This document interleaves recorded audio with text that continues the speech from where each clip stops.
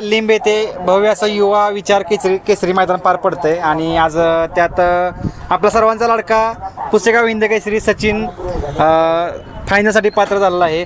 आपल्यासोबत सर्व टीम आहे आणि विशेष म्हणजे आपण बघू शकता नवनाथ शेठ आपल्यासोबत सचिन सोबत उभे आहेत. नवनाथ शेठ, पहिल्यांदा आपलं हार्दिक अभिनंदन. आपला नंदी आज गुलालात राहिलाय, काय सांगाल आजचा आनंद? धन्यवाद. कारण की गाडी तशी चांगली पळाली. ज्यावेळेस ज्यावेळेस पुकारलं गेलं त्यावेळेसच मी म्हणलं होतं सगळ्यांना की गाडी आपली चांगलीच लागेल फरकानं. बर, आज खऱ्या अर्थानं सचिन पशी येण्याचा आणि मुलाखत देण्याचा योग आलाय खूप दिवसातून. होय, मी पण आता थोडं गावी आलो होतो. गावी इथून आपलं 1 तासाच्या अंतरावरच आहे आणि शक्यतो म्हणजे शॉपला बसल्यानंतर बाहेर मैदानावर कमीच येतोय आता. पण आज योग होता म्हणल्यानंतर सचिन लक्षात आज मैदानावर पळणार आहेत म्हणल्यावर आलो होतो. आज आवर्जून सचिनचा सेमी तुम्ही थांबूनच जाणार होता बघून आणि तुमचं पण मन नाराज केलं नाही, सचिन गुलालात राहिलाय. काय वाटतं एकंदरीत आज? नाही, ज्यावेळेस लक्षाचा निकाल झाला त्याच्यानंतर सर्व आमचे म्हणत होते जाऊया, थोडं काम आहेत काय मुलांचे, पण सचिनला पळताना बघायचं होतं म्हणून मी थांबलो होतो आणि निकाल घेतल्यानंतर तुमच्याशी तुम्ही म्हणला मुलाखतच देऊन जावा. आणि आज विशेष म्हणजे तुम्ही अंदाज बांधला तर पहिल्यांदाच की गाडी 100% लागणार आणि तुमचे शब्द खरे झाले. नाही, गाडी म्हणजे जशी तास आणि बलमाच्या उजव्या साईडला एकारा असल्यामुळं ती व्यवस्थित सवयचे खंद झाला. मग त्यावेळेसच वाटलं होतं की 100% गाडी तर लागणारच आहे आणि सचिनची ती क्वालिटी आहेच. सवयच्या खांद्यावर आला की मग काय सुट्टीच नाही. गाडी कशी काय पळाली? गाडी चांगलीच पळाली. वरून इथून गटाबद्दल काय सांगाल थोडीशी? गट चांगला म्हणजे गट पण चांगल्या अंतरानंच काढलाय.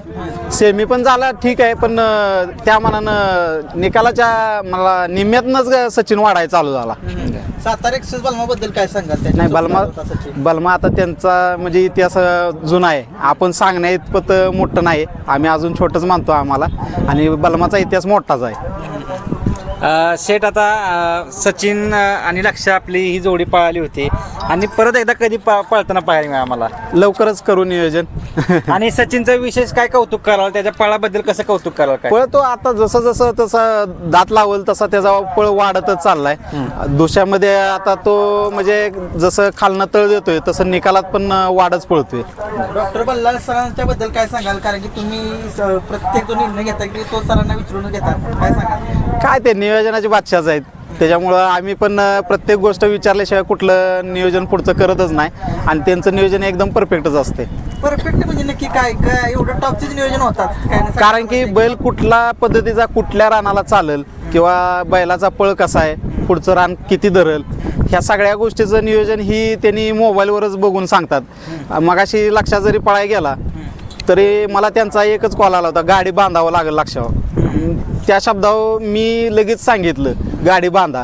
तिथं आमचा म्हणजे होकार नाकार नसतो, त्यांनी सांगेल तो आदेशच असतो. आपलं मित्रांनो बघितलं नवनाथ शेठ जे आहेत सचिन शेठ असतील, दोघांच्यातली कुठलीही गाडी फायनलला राहू द्या, कुठलीही गाडी हरू द्या, तरीही एकमेकांच्या सोबत गप्पा गोष्टी करतात. जरी गाडी हारली, लक्षाची हारली, तरी सचिन शेठ तुम्हाला कॉल करतात, तुमच्याशी बोलतात.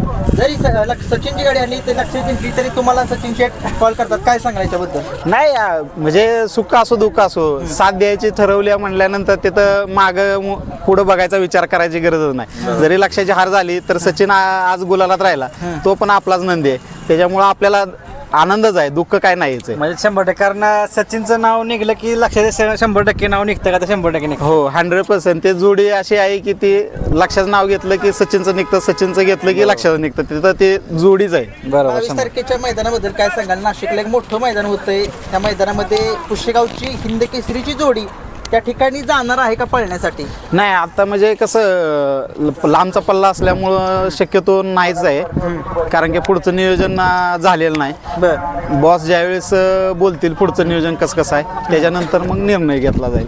मित्रांनो बघा, आज सचिन फायनलला राहिलेला आहे आणि नवनाथ शेठ जे लक्षाचे मालक आहेत ते आले आणि त्यांनी मुलाखत दिली. तुमचा अमूल्य वेळ दिला त्याच्याबद्दल खूप खूप मनापासून आभार, धन्यवाद. आणि शाहिद भाईंना यातून काय संदेश द्याल? आता त्यांनी बघतीलच मुलाखत, तर काय सांगाल? मिस केलं मैदानावर तुम्हाला. नक्कीच खूप साऱ्या शुभेच्छा आणि तुमची जोडी आम्हाला परत 100% मैदानात त्याच जोशात दिसेल ही तुम्हाला शुभेच्छा. हो, लवकरच. धन्यवाद.